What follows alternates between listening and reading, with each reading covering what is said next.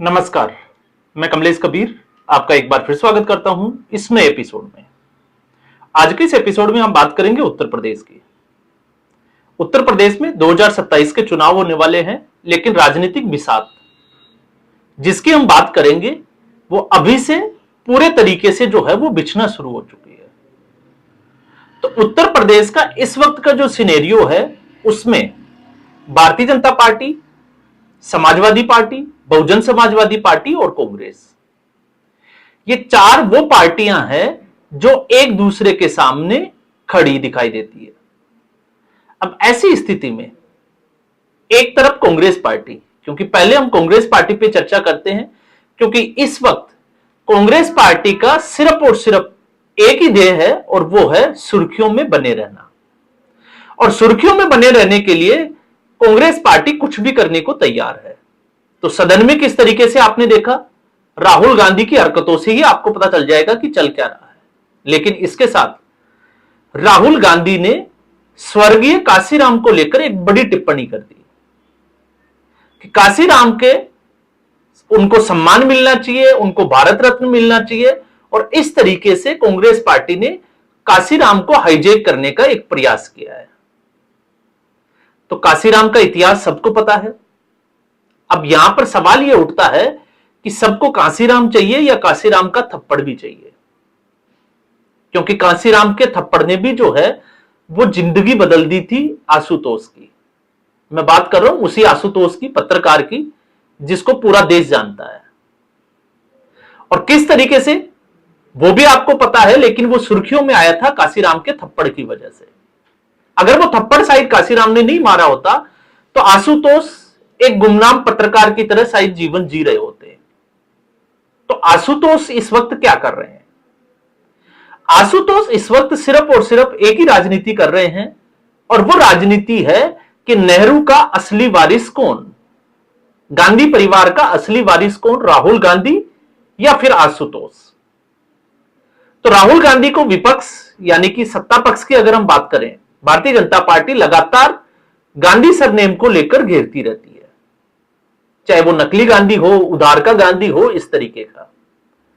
लेकिन सवाल यह उठता है कि आशुतोष कौन सा गांधी है, क्योंकि आशुतोष को नेहरू फोबिया या हम कहें कि एक केमिकल लोचा है जिसका नाम है नेहरू।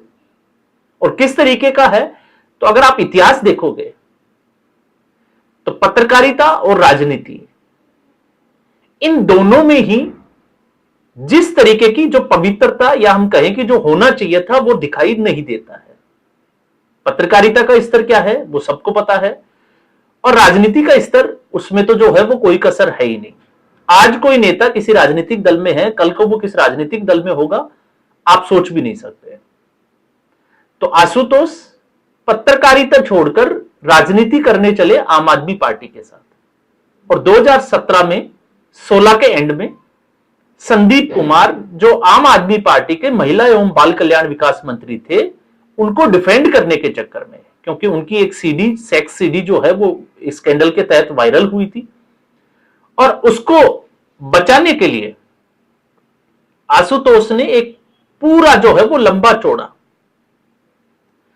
मैं कहूंगा कि एक ट्वीट किया था, और वो था पंडित जवाहरलाल नेहरू का बहुत सारी औरतों के साथ, और महात्मा गांधी को भी उसमें जो है वो नहीं छोड़ा था, जिनका नाम सरला चौधरी, और साथ में नाम ये ऐड किया अटल बिहारी वाजपेयी का। लेकिन उसके बाद जब अरविंद केजरीवाल ने लात मारकर आम आदमी पार्टी से बाहर निकाल दिया, तो अब वो आशुतोष डीपी लगाता है जवाहरलाल नेहरू की। तो इसलिए काशीराम के एक थप्पड़ जब जिंदगी बदल सकता है, तो इस वक्त राहुल गांधी हो, अखिलेश यादव हो, इन सबको काशीराम याद आने लगे। तो समाजवादी पार्टी के साथ काशीराम का क्या जो रिश्ता है वो पूरे देश को पता है। 1995 का गेस्ट हाउस कांड, उस गेस्ट हाउस कांड के बाद क्या स्थिति बनी, तो समाजवादी पार्टी को हम एक तरफ कर देते हैं, लेकिन अब हम बात करते हैं कांग्रेस पार्टी की। तो राहुल गांधी ने इसके साथ में जो बात की वो थी 15% और 85% की, कि भारतीय जनता पार्टी 15% को तोड़ने की राजनीति करती है। अब यहां पर जो है वो बड़ा सवाल ये हो जाता है कि इस देश में हिंदू मुसलमान करता कौन है। तो अगर हिंदू मुसलमान के हिसाब से अगर हम देखते हैं तो 1947 में जो सफर शुरू हुआ था, मुस्लिम या हम कहें कि मजहब के आधार पर एक नए देश का निर्माण करना, उसके बाद में इस देश में जो घटनाक्रम बदले वो तेजी से बदले, जिसमें पहला घटनाक्रम 1947 के बाद 1948 में देखने को मिला। और उसका असर, जब मैं बात कर रहा हूं जम्मू कश्मीर की, तो जम्मू कश्मीर में एक हिंदू शासक को किस तरीके से पलायन करने के लिए या विस्थापित करने के लिए मजबूर कर दिया गया।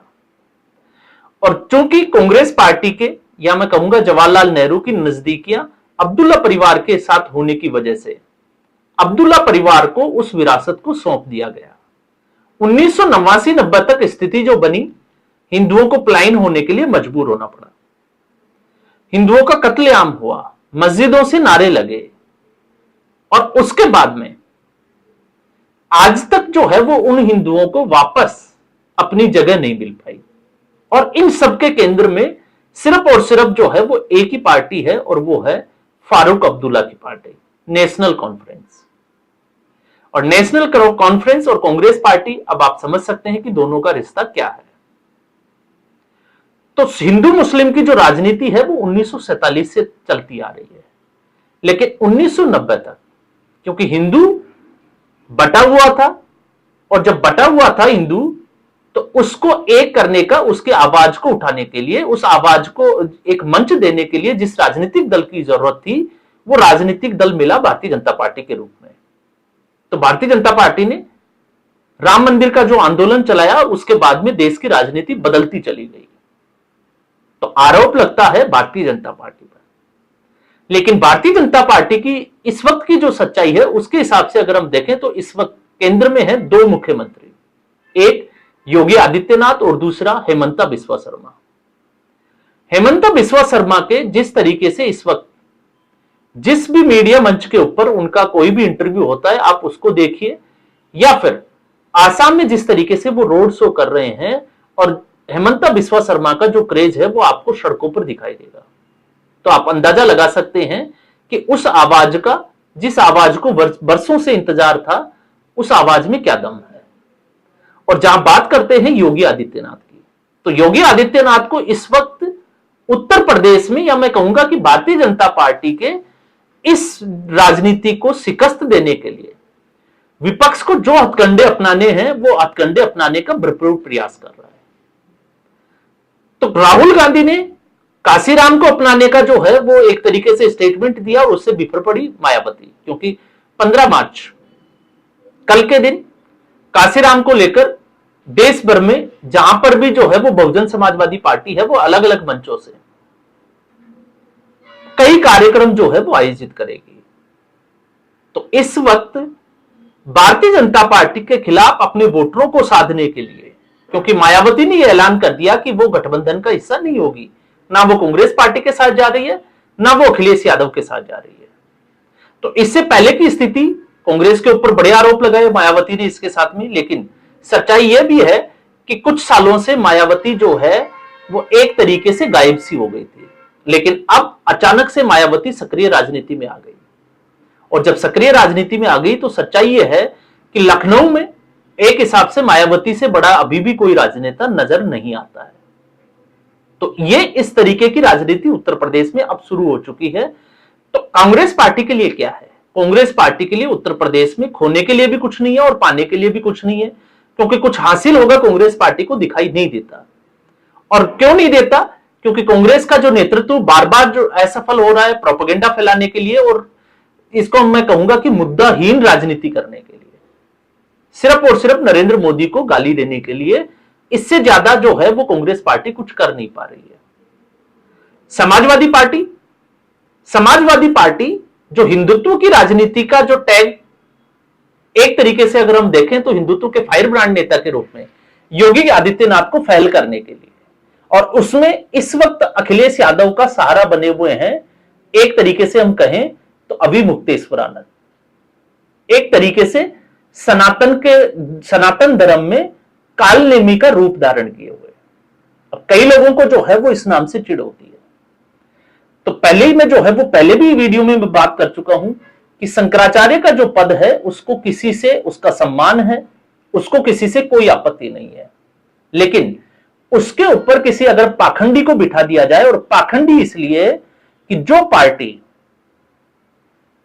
कार सेवकों के ऊपर राम मंदिर के आंदोलन में गोलियां चलवाए, उनको सरयू नदी में फेंक दे, इसके अलावा कई संतों को जो है वो अपमान करती हो, और उस पार्टी के साथ खड़े दिखाई दे रहे हैं अभिमुक्तेश्वरानंद। तो जो माघ मेले में मौनी अमावस्या के दिन जो पालकी विवाद हुआ था वो एक तरीके से षड्यंत्र का हिस्सा था, और अगर षड्यंत्र का हिस्सा नहीं होता और वाकई में शंकराचार्य जो है वो शंकराचार्य ही होते, तो एक व्यक्ति जो ये कहे कि मैं धरना दूंगा और धरना छोड़कर भाग जाए, तो आप समझ सकते हैं कि उसकी समस्या क्या है। वो ऐसो आराम के बिना एक दिन भी नहीं रह सकता। लेकिन आरोप लगाए जाते हैं योगी आदित्यनाथ के ऊपर। तो सवाल यह भी उठता है कि अभिमुक्तेश्वरानंद ने सनातन संस्कृति को बचाने के लिए कितनी बार सड़कों पर उतरे। जो अतीक अहमद की जो हत्या हुई, उसको मारा गया, उसकी जांच के लिए बात करता हो, उस व्यक्ति पर आप बस विश्वास कैसे कर सकते हैं। और इस बार भी योगी आदित्यनाथ के खिलाफ एकमात्र अखिलेश यादव के पास जो हथियार है वो है अभिमुक्तेश्वरानंद।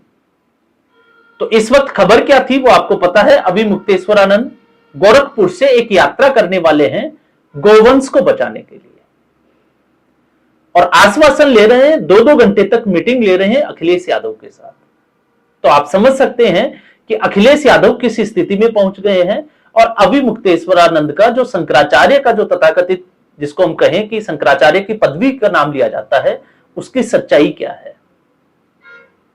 तो इस तरीके की राजनीति अब जो है वो आपको देखने को मिलेगी। और उत्तर प्रदेश में कांग्रेस पार्टी का जिस तरीके से कांसीराम को लेकर स्टेटमेंट आया राहुल गांधी का, उससे एक चीज जो साफ तौर से दिखाई देती है, कांग्रेस पार्टी को पता है कि इस बार शायद एक भी सीट उत्तर प्रदेश में कांग्रेस पार्टी को नहीं मिलने वाली है।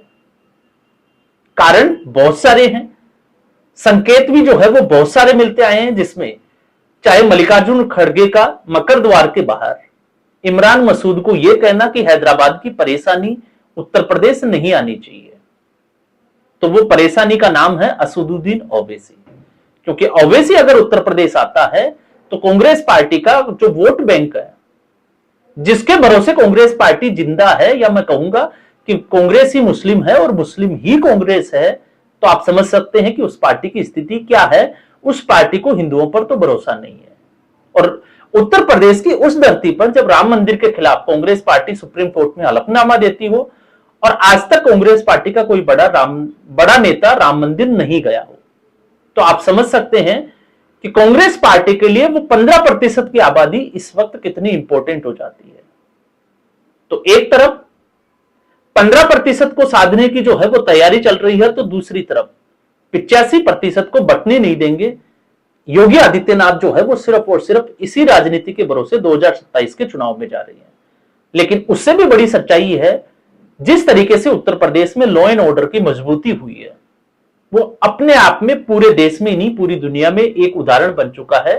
तो फिर चाहे वो अखिलेश यादव की समाजवादी पार्टी हो, चाहे कांग्रेस पार्टी हो, या कोई अन्य दल हो, वो उसका मुकाबला 2027 में करेगा कैसे। तो आज का एपिसोड में बस इतना ही। उम्मीद करूंगा वीडियो एपिसोड आपको पसंद आया होगा। वीडियो को लाइक करें, शेयर करें, चैनल जरूर सब्सक्राइब करें। धन्यवाद।